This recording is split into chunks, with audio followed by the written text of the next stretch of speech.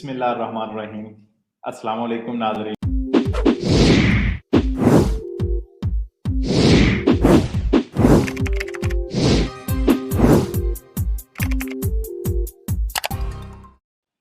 Programme Italian कवानीन update के साथ मैं हूं आपका मेज़बान शाहिद मलिक।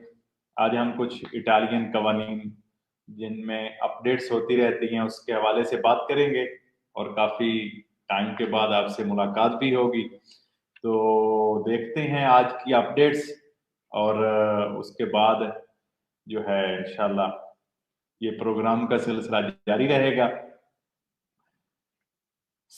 17 मार्च को वजीर आजम द्रागी साहब और वजीर सेहत जो हैं रोबर्टो स्पेरांजा साहब, उन्होंने एक मीटिंग की है और उसके बाद जो उन्होंने अपने कमेंट्स दिए हैं, एक कानून पास किया है। उसके हवाले से मारियो द्रागी साहब ने सबसे पहले तो अपनी आवाम, इटली में रहने वाले लोगों का शुक्रिया अदा किया है और इसके साथ साथ रोबर्टो साहब ने भी शुक्रिया अदा किया है और उन्होंने कहा है कि जिन्होंने कोरोना की वबा के दौरान जिस मुश्किल घड़ी में अवाम ने उनका साथ दिया है, गवर्नमेंट का साथ दिया है, कवानीन की पाबंदी की है। आपको पता है कि तमाम यूरोप में इटली जो है वो सबसे ज्यादा आफत ज़दा करार दिया गया था। तो इस हवाले से हमने आहिस्ता आहिस्ता कवानीन की पाबंदी करते हुए अल्हम्दुलिल्लाह इस जो वबा थी उससे में से अवाम के तावन से हम बाहर निकल गए हैं और काफी हद तक इस पर कंट्रोल कर लिया है। लिहाजा अब 31 मार्च तक जो स्टेट को इमरजेंसी डिक्लेयर किया गया था उसके हवाले से भी उन्होंने बात की है।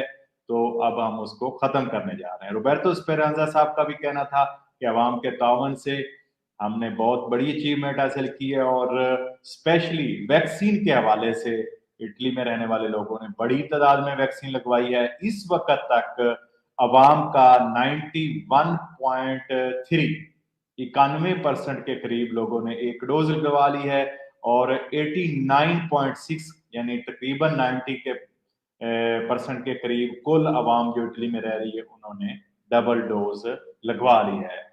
और इसके साथ साथ 29 मिलियन लोगों ने तकरीबन जो है वो बूस्टर डोज लगवाई है, ये जिसे तीसरी डोज भी कहते हैं, वो उन्होंने लगवाई है।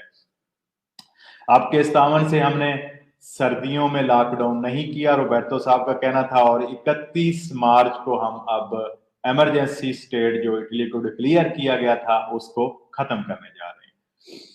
सूबों पर पाबंदियां जो कि मुख्तलिफ कलर के हिसाब से येलो, वेरदे और रेड जोन की होती थी वो भी खत्म कर दी जाएंगी।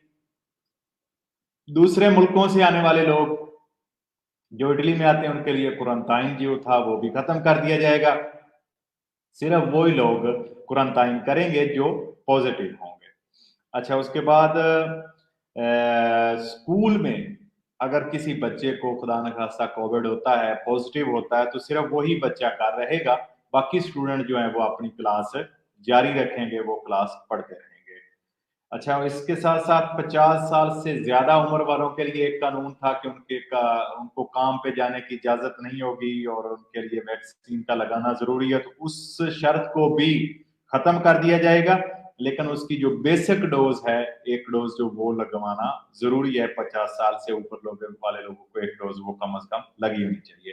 अच्छा, इसके साथ साथ एक चीज याद रखें, ग्रीन पास के हवाले से भी बात की गई और इस वक्त तक फिलहाल चाहे वो खुली जगह हैं, पलेस्तरे हैं, रेस्टोरेंट है, बार हैं, या बंद दुकानें हैं, मार्केटें हैं, रेस्टोरेंट्स हैं, पलेस्तरे हैं, बार हैं, या किसी किस्म की ट्रांसपोर्ट है, ट्रेनें हैं, बसें हैं, मेट्रो है, इन पर फिलहाल 30 अप्रैल तक जो ग्रीन पास का कंट्रोल है, जो चेकिंग है, वो लागू रहेगी, वो होती रहेगी।